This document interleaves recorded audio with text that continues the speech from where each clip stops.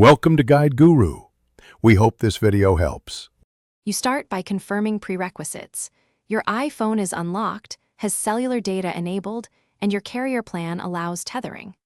Once done, open Settings and tap Cellular or Mobile Data to verify data is active. Then navigate directly to Personal Hotspot. This is where you control sharing.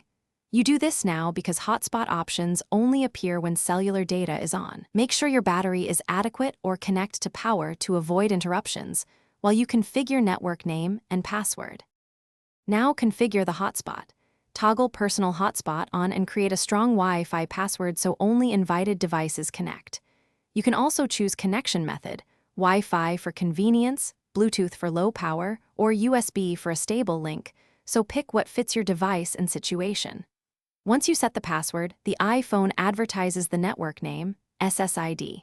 If you need a custom SSID, go to Settings, General. About to edit the device name, then reconnect clients using the new name. Finish by connecting client devices. On the laptop or tablet, select your iPhone's SSID and enter the password you set.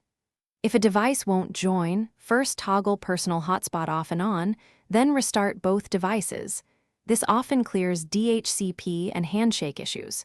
If problems persist, make sure carrier settings are up to date, and, as a last resort, reset network settings on the iPhone, which clears saved Wi-Fi and VPNs but resolves stubborn network conflicts.